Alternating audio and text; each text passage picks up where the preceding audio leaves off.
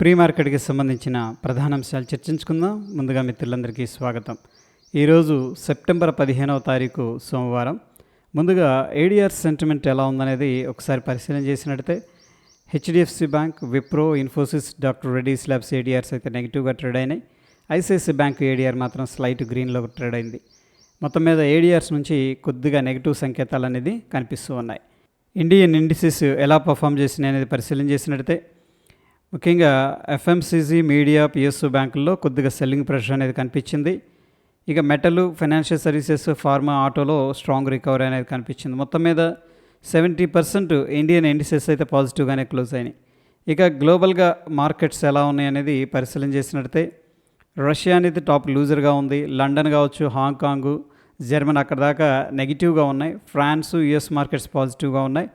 ఇక అక్కడ నుంచి యూరోప్ కానీ, China A50 futures, Asia market, Japan, south Korea అనేది పాజిటివ్గా ట్రేడ్ అవుతున్నాయి. కొద్దిగా యూరోపియన్ మార్కెట్స్లో సెల్లింగ్ ప్రెషర్ అనేది కనిపిస్తుంది. ఎనీహౌ మిక్స్డ్ కాంటెక్స్ట్ గ్లోబల్గా ఉంది. ఇక యుఎస్కు సంబంధించిన టాప్ 30 కంపెనీస్ మొన్న ఫ్రైడే ఏ విధంగా క్లోజ్ అయినాయి అనేది పరిశీలన చేసినట్లయితే మెర్కంట్కో, అమెజాన్, ఇంటెల్ అనేది టాప్ లూజర్స్గా క్లోజ్ అయినాయి.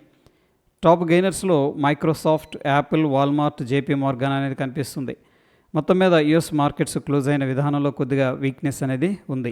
గ్లోబల్గా ఎకనామిక్ క్యాలెండర్ అనేది పరిశీలన చేసినట్లయితే నిన్నటి రోజున ఎటువంటి మేజర్ ఈవెంట్స్ అయితే కనిపించట్లేదు. ఈరోజు జపాన్ మార్కెట్స్కి హాలిడే ఉందన్నమాట, ఏజ్డ్ డేని పురస్కరించుకొని. అయితే ఈ వారం అనేది ఫెడ్ ఇంట్రెస్ట్ రేట్ డెసిషన్కి సంబంధించిన ఇంపార్టెంట్ న్యూస్ ఉంది. సో ఇది 17వ తారీఖు. ఓకే, సో ప్రీవియస్గా 4.5% ఇంట్రెస్ట్ రేట్ ఉంది. అందరు కూడా 4.25% ఎక్స్పెక్ట్ చేస్తున్నారంటే 25 బేసిస్ పాయింట్ రేట్ కట్ అయితే ఎక్స్పెక్ట్ చేస్తూ ఉన్నారు. సో ఇది వెరీ ఇంపార్టెంట్ డేటా అని చెప్పొచ్చు. సో దీన్ని మనం అయితే ట్రాక్ చేయాలి. ఇండియాకి సంబంధించిన ఎకనామిక్ క్యాలెండర్ అని పరిశీలన చేసినట్లయితే నిన్నటి రోజున ఎటువంటి మేజర్ ఈవెంట్స్ అయితే లేవు. ఈరోజు ప్యాసింజర్ వెహికల్ సేల్స్ కానీ, WPI అంటే ఇన్ఫ్లేషన్ డేటా అనేది రావడం జరుగుతుంది. దాని తర్వాత బ్యాలెన్స్ ఆఫ్ ట్రేడ్ అంటే ఎక్స్పోర్ట్స్ ఎలా ఉన్నాయి, ఇంపోర్ట్స్ ఎలా ఉన్నాయి, వాటి మధ్య వ్యత్యాసం ఎలా ఉందనే డేటా రావడం అనేది జరుగుతుంది. దాని తర్వాత నిరుద్యోగ సమస్య ఎలా ఉంది, అన్ఎంప్లాయ్మెంట్ రేటు, ఆ డేటా కూడా రావడం అనేది జరుగుతుంది. ఎనీహౌ ఈ data morning 9:20 passenger vehicle sales data అనేది రిలీజ్ అవుతుంది. సో డెఫినెట్గా ఆటో సెక్టార్ అనేది చాలా వోల్టైల్గా ఉంటుంది. ఒకవేళ పాజిటివ్ నెంబర్స్ అనేది వచ్చినాయి అనుకోండి, ఆటో సెక్టార్లో స్ట్రెంత్ ఉండే అవకాశం ఉంది. ఇక ఇన్ఫ్లేషన్ డేటా మధ్యాహ్నం 12 గంటలకి, దాని తర్వాత బ్యాలెన్స్ ఆఫ్ ట్రేడ్ 3:30 ఇక అన్ఎంప్లాయ్మెంట్ రేట్ ఏమో సాయంత్రం 4 గంటలకి రావడం అనేది జరుగుతుంది. ఎనీహౌ మార్కెట్ టైమింగ్స్లో వచ్చే డేటా అనేది మనం అయితే ట్రాక్ చేయాలి. ఈ డేటా అనేది నేను టెలిగ్రామ్లో అయితే అప్డేట్ చేస్తాను. సో వాల్ స్ట్రీట్ ఫ్యూచర్స్ వచ్చేసరికి ప్రస్తుతానికి అయితే కొద్దిగా స్టడీగానే ఉన్నాయి. అందరూ కూడా ఫెడ్ రేట్ డెసిషన్స్ ఎలా ఉంటాయి అని చెప్పేసి ఆసక్తిగా ఎదురు చూస్తూ ఉన్నారు. ఫ్యూచర్ అండ్ ఆప్షన్స్లో ఏ ఒక్క కంపెనీ కూడా రిజల్ట్ అయితే అనౌన్స్ చేయట్లేదు. ఇక ఫ్యూచర్ అండ్ ఆప్షన్స్లో HFCL, Oracle financial services, RBL bank అనేది బ్యాన్ లిస్ట్లోకి వెళ్ళిపోయాయి. వీటిల్లో మనం futures and options buy sell అనేది చేయకూడదు. మన దగ్గర ఒకవేళ ఆల్రెడీ పొజిషన్స్ ఉంటే హోల్డ్ చేయాలంటే హోల్డ్ చేయొచ్చు, లేదా సెల్ చేయాలంటే కూడా సెల్ చేయొచ్చు అనమాట, అంటే ఎగ్జిట్ అవ్వచ్చు. ఇక క్యాష్ మార్కెట్ అంటే స్టాక్స్లో మనం బై సెల్ అనేది చేసుకోవచ్చు. Probably Angel one, PNB housing అనేది కూడా బ్యాన్ లిస్ట్లోకి వెళ్ళడానికి ప్రాబిలిటీస్ అయితే కనిపిస్తూ ఉన్నాయి. నిఫ్టీ హీట్ మ్యాప్ అనేది పరిశీలన చేసినట్టయితే Bajaj Finance, BEL, Bajaj Finserv, Hindalco, Shriram Finance, Eicher Motors అనేది టాప్ గెయినర్స్లో క్లోజ్ అవగా Hindustan Unilever, Bajaj Auto, IndusInd Bank, Trent, Titan అనేది టాప్ లూజర్స్గా క్లోజ్ అయ్యాయి. Individual stocks Nuvama, Motherson, Hindustan Zinc, HFCL, Bajaj Finance వీటిల్లో సిగ్నిఫికెంట్గా లాంగ్ బిల్డప్ జరుగుతున్నట్టు డేటా అనేది చూపిస్తూ ఉంది. అంటే ఇంకొంచెం పైకి వెళుతుందని చెప్పేసి పార్టిసిపెంట్స్లో ఎక్స్పెక్టేషన్ ఉంది. Supreme Industries, BEL, MCX, Shriram Finance, Tata Motors వీటిలో సిగ్నిఫికెంట్గా షార్ట్ కవరింగ్ జరుగుతూ ఉంది. ఎవరైతే షార్ట్ చేశారో వాళ్ళు రికవర్ చేస్తున్నారు.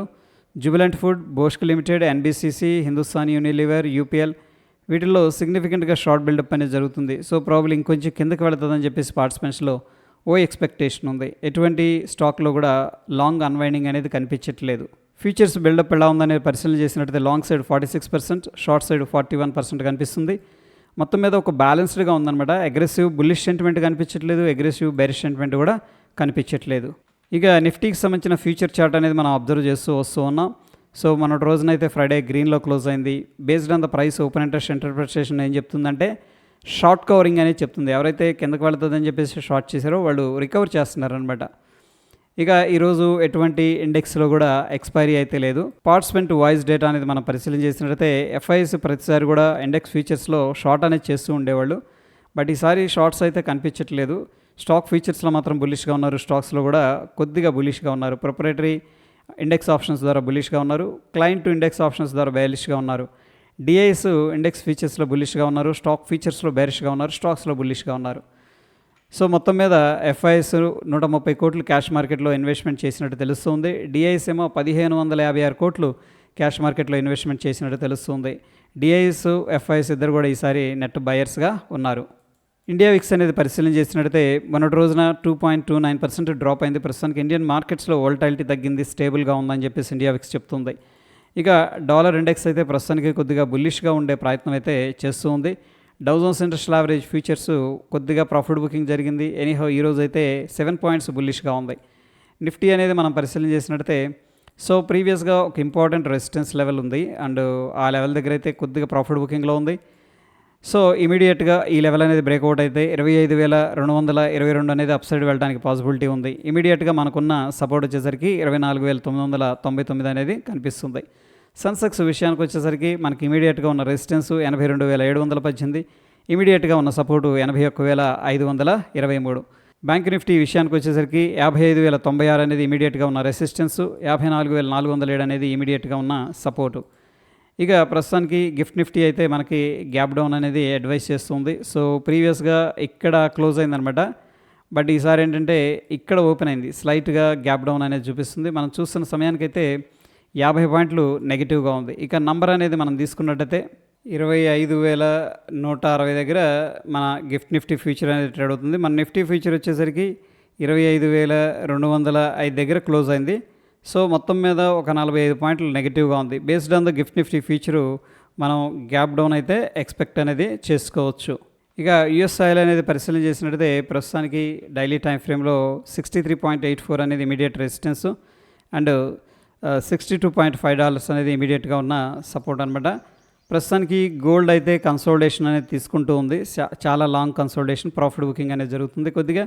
అండ్ సిల్వర్ ఆల్ టైమ్ హైలో ట్రేడ్ అవుతుంది, అగైన్ ఏంటంటే కొద్దిగా ప్రాఫిట్ బుకింగ్లో ఉంది. న్యాచురల్ గ్యాస్ వచ్చేసరికి అగైన్ కొద్దిగా వీక్గానే కనిపిస్తుంది. ఎనీహౌ ఏంటంటే ఈ రెసిస్టెన్స్ దాటితే మళ్ళీ ఈ లెవెల్కి వెళ్ళడానికి అయితే పాసిబిలిటీస్ అనేది కనిపిస్తున్నాయి. ఇమీడియట్గా మనకున్న సపోర్ట్ ఇది అనమాట. బిట్కాయిన్ వచ్చేసరికి గత 2 రోజుల నుంచి కూడా కొద్దిగా ప్రాఫిట్ బుకింగ్లో కనిపిస్తూ ఉంది. Individual stocks Apollo Hospitals, doctor Reddy's labs, Tata Tech, Shakti pumps, Alembic Pharma, Diamond Power, EIL, RailTel, Adani Powers, Ceigall అనేది న్యూస్లో ఉన్నాయి. వీటిలో ఏంటంటే ప్రాబ్లీ స్ట్రాంగ్ మొమెంటం అయితే మనం ఎక్స్పెక్ట్ చేయొచ్చు. ఈ యొక్క లింక్ అనేది నేను టెలిగ్రామ్లో షేర్ చేస్తాను, అక్కడ నుంచి యాక్సెస్ చేసి దీనికి సంబంధించిన ఇన్ఫర్మేషన్ అనేది ఒకసారి చదవండి. ఇక టెక్నికల్గా ఇండికేటర్స్ ఏం చెప్తున్నాయి అనేది మనం పరిశీలన చేసినట్టయితే బ్యాంక్ నిఫ్టీలో డైలీలో కానీ లోవర్ టైం ఫ్రేమ్లో కానీ బుల్లిష్గా ఉన్నాయి. ఇక నిఫ్టీ విషయానికి వచ్చేసరికి డైలీలో బుల్లిష్గా ఉన్నప్పుడు కూడా లోవర్ టైం ఫ్రేమ్లో కొద్దిగా వీక్నెస్ అనేది చూపిస్తూ ఉన్నాయి. ఎనీహౌ ఫ్రెండ్స్, మనకి ఏడిఆర్స్ నుంచి అయితే కొద్దిగా నెగిటివ్ సంకేతాలు ఉన్నాయి. గ్లోబల్గా మార్కెట్స్ అనేది పర్వాలేదు, బాగానే ఉన్నాయి, నాట్ బ్యాడ్ అనమాట. అయితే యుఎస్ మార్కెట్స్లో ఫ్రైడే క్లోజ్ అయిన విధానంలో అయితే కొద్దిగా వీక్నెస్ అనేది కనిపిస్తూ ఉంది. ఇక గిఫ్ట్ నిఫ్టీ ప్రకారం మార్కెట్ అనేది గ్యాప్ డౌన్ అనేది చూపిస్తూ ఉంది. ప్రస్తుతం ఉన్న సిచ్యువేషన్లో సెల్ ఆన్ రైజ్ అనేది మనం ఫాలో అయితే బాగుంటుంది అనేది నా అభిప్రాయం. ఎందుకంటే గ్లోబల్గా సపోర్ట్ అనేది లేదు, ఏడిఆర్స్లో వీక్నెస్ అనేది కనిపిస్తూ ఉంది. ఓకే, సో ఇది ప్రీ మార్కెట్కి సంబంధించిన అప్డేట్స్. ఎటువంటి క్రిటికల్ అప్డేట్స్ ఉన్నా సరే నేను టెలిగ్రామ్లో అయితే షేర్ చేస్తాను. ఫ్రెండ్స్, ఈ ఎఫర్ట్స్ హెల్ప్ అవుతున్నాయంటే తప్పకుండా లైక్ చేసి మీ యొక్క సపోర్ట్ అనేది తెలియజేయండి. మరొక ఇంట్రెస్టింగ్ ఎపిసోడ్ మళ్ళీ కలుసుకుందాం. Stay tune. ధన్యవాదాలు.